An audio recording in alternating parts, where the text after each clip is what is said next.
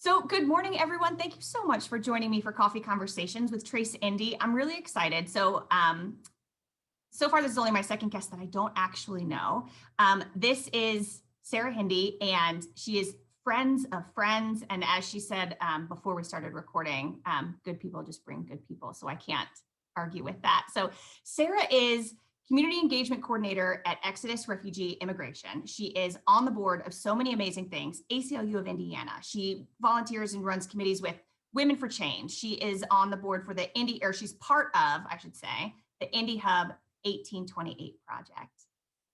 Sara, thanks so much for having coffee with me. Thank you so much for having me. I'm excited to be here this morning. Well, I'm excited to have you. So that's a lot, as I feel like every woman that I have conversations with has this like CVS receipt of things that we do. What do you do? In your words, what do you do? So in my role as a community engagement coordinator, so I work at a local nonprofit that welcomes and resettles refugees and other forcibly displaced populations to Indianapolis. We provide a wide variety of services, from housing to English classes to employment to case management to mental health to so many more services. And in my specific role, I primarily work with the community, engage the community in the mission of Exodus through volunteerism, through in-kind donations, through fundraising and small events, as well as advocacy and education. So just going out in the community and telling people about the work that we do and kind of spreading education in the community, but also fighting misinformation constantly, misinformation that is around in our city and in our state about refugees and immigration and kind of the state of our world right now. I love it. And I should have looked this up, but you started as an intern, right? Or did you start as a volunteer and then an intern? I didn't know if you started just as an intern. But so it happened around the same time. So okay. I signed up I went to orientation for Arabic interpretation. So I'm fluent in speaking and writing and reading Arabic. And so I did that, I believe, in May or June. And then in August, I interviewed with Exodus for an internship. But I actually, during that summer, I hadn't yet interpreted Arabic yet. So no one knew me except the person that had interviewed me for my interpreter role. And so then I became an intern, and then throughout my internship, then became a volunteer. My internship finished, continued to volunteer. I love that passion for this. So tell us, what is it like what's a day for you? I mean, because that's a long, Exodus Refugee, just so many things. I wish, I knew a little bit more. I know that my son wears the t-shirt, it's his favorite stinking t-shirt ever. I love that. It's his favorite t-shirt.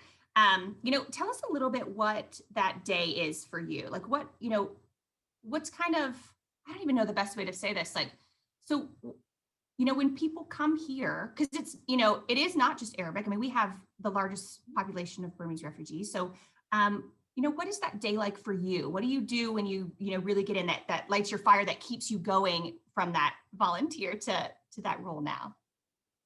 Yeah, I think kind of what my day-to-day looks like is just, talking to our volunteers reaching out to me and saying like, hey, let's say they're a family mentor and they tell me something awesome that they did with a family. And they said, we've had volunteers teach clients how to ride the bus, and we've had volunteers just go above and beyond for families. And I just love that, because they go from strangers to then being a part of their life in Indianapolis. And I see that relationship develop over time, and they become really close friends. And it shows that like, we as human beings, we are more, we are more than just like the language barriers that we're not able to communicate with one another. And there is more that brings us together than it brings us apart. And I think that's our volunteers really show that it is, possible to be welcoming and to continue to have so many amazing values and passions and be dedicated to the community through the work that they do. And so that really inspires me to hear just the good experiences that volunteers have with our clients, but also seeing the relationships develop, and from a volunteer being at the airport to welcome a family to then being at their citizenship ceremony 5 years later is just really incredible. Oh, that's so good. So how did you get there? So, because you went to college here. I mean, I'm a transplant, so I always like to say so you went to college in Indy. How did you hear about this group, or what brought you on that mission towards a cause like like this, or to just knowing I want to be so, I mean, because it's not just Exodus Refugee, it's ACLU, it's Women for Change, it's Indie Hub, it's, you know, really being invested in this community. How did you get to this point? Yeah, I think it all started like more so with my kind of being rooted in my identity. But before I even got there, I had more external and internal battles with my identity of feeling like I didn't belong in this community, like I didn't want to be here. I'm also an immigrant myself, and so an immigrant from Jordan. And so, you know, like hearing the anti-immigration rhetoric, but also a lot of Islamophobia too. You you tend to, if you're not strong enough to face it, you sometimes get you believe it too. And so that's kind of where my journey started, where, you know, I was like, home is Jordan because there's no Islamophobia there. And that's where I belong. And it really just did take a while for me to kind of get to the place that I am at now. I'm not surprised, obviously, that I fell in love with the work that Exodus does when I volunteered and when I interned. And I was like, yes, this is what I want to do. Because I didn't, you know, come to the United States as a refugee. My four grandparents were actually Palestinian refugees. So I understood it from a like a generational perspective. But I also understand what it's like to be in a new country, to not speak the language, to not have a car, to, you know, like seeing my family go through that process and seeing how other families go through similar challenges and barriers. You know, it's a work that really drew me to that, and my own personal story kind of like led me to doing the work that I do. But then during my time at Exodus, I've expanded to get more involved because I've realized, like, I think advocating for our community and advocating for a welcoming, inclusive community doesn't stop with refugees and immigrants. I think once you get into the work, you realize like all the advocacy work you need to do, because they're all connected. Like you can't just advocate for one group without advocating for like everyone else. And you know, whether that be through my work, seeing how complicated the healthcare system is, seeing how complicated, seeing how much people rely on public transit, which is constantly under attack and currently under attack in the state house, and how basic human needs are always under attack, unfortunately, through policies. And so that's kind of what drew me to joining the board at the ACLU of Indiana, and also getting involved with Women for Change, because there are so many good fights that we need to fight, but there's also so many policies that we need to advocate for or against, and I wanted to be a part of that. Oh, I love it. And I should say, you've also been a Creative Morning speaker, which I'm going to link to at this, because that's when I was like, oh my God, I want to have a conversation with this woman. She's amazing. So tell me, it's been a bonkers year. And we did talk about this offline before I hit record about how, like, working from home and having, you know, kids. And I know you don't have kids, you do have a sister, you know, people still in school, and it's just bonkers. So where have you found some struggle? And I love to bookend that. So then where have you found that delight? We'll put them together. So, and whether that's internally or externally, or however you see the term struggle for you. Yeah, I think for struggles, I think it was, you know, obviously originally just my work relies on being in person all the time and showing up in different spaces, showing up in faith community spaces and all around the city, going to events or having events for Exodus and organizing them, or having volunteer orientation at the office. And all of our volunteer opportunities were all in person. And so that was all difficult because we didn't know what this would look like, how long we would be here. It was just all put on hold for the first few months. And that was just kind of sad for me. And I was like, you know, I've worked so hard, and, you know, for the last few years, my colleagues and I have been doing this, and we've been, you know, for 2020, we had a calendar together of events, and we had planned so much. And, you know, I look at that calendar and I'm like, oh, what could have been? I mean, so luckily some of those events were, we pivoted to virtual events, and we were able to make it work. And, you know, I was very impressed with my colleagues, because the following week that we closed the office, and actually right now it's about our 1-year anniversary of working from home. And, we immediately started with virtual English classes. Like, it just, like, I can't even tell you, like, I was like, first we didn't have English classes for a few days, and then all of a sudden we had like 10 Zoom accounts, and everyone showed up to English classes on Zoom. And I think that really showed the dedication that our staff had. and the dedication that our team has. And they just didn't like sit around and wait for, more information or for time to change or whatever that may be. They really worked around that and pushed through to say, this is where we need to meet our clients, and these services are important and we need to continue them no matter what. So obviously that was hard, and it's still, I miss my team, and it's not being in the office, but I would say that was one of the struggles. I mean, it's almost a delight, but I'm going to let you pick whatever you want.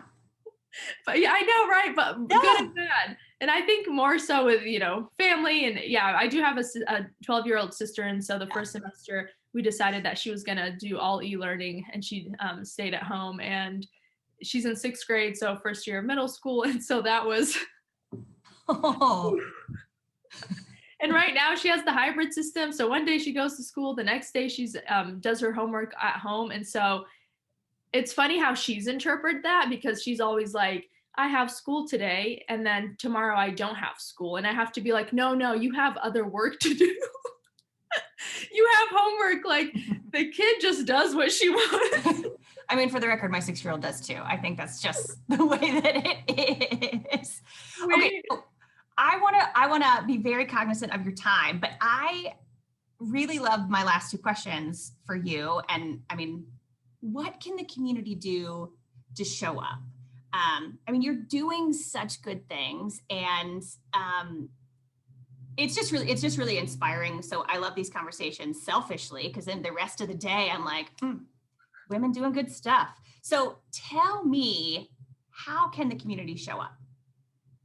So I think there's a lot of ways. I think first and foremost, like education and continuing to pay attention with what's happening, whether that's at the Indiana State House, it's at the White House, it's in Congress, it's in the Senate, wherever that may be. I think so many important conversations and policies get talked about all the time that sometimes go unnoticed, or sometimes don't get as much attention as other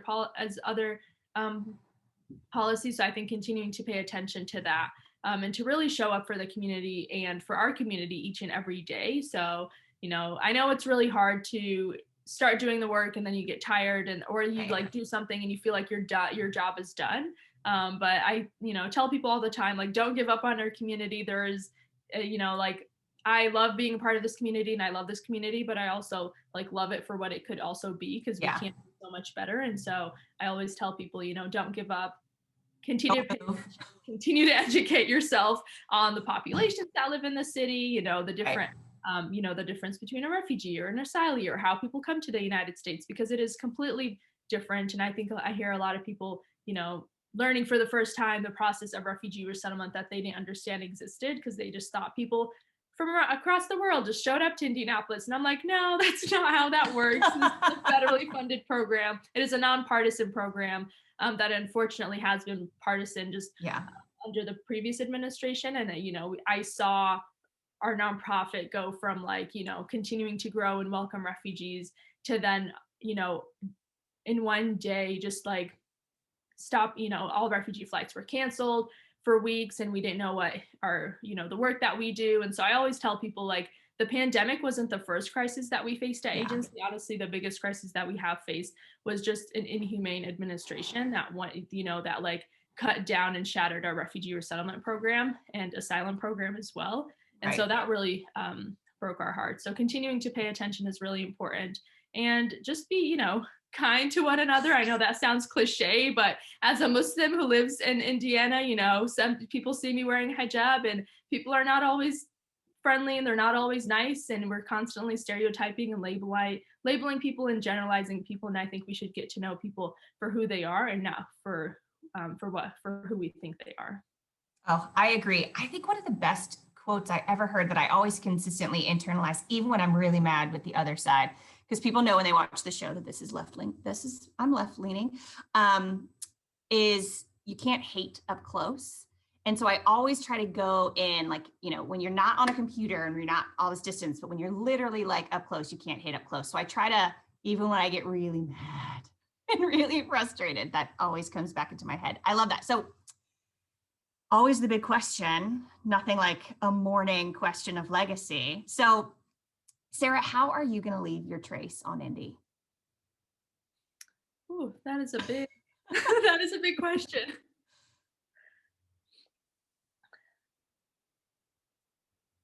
I think I would like to leave a trace as someone who like was rooted in her identity, was proud of who she was, and what she did, and she did it in a way to not only just bring people together, but also, I don't do this work alone, and I'm not the only one in the city or state that um, is fights all the good fights. And so there are so many of us out there. And so I want to be known for,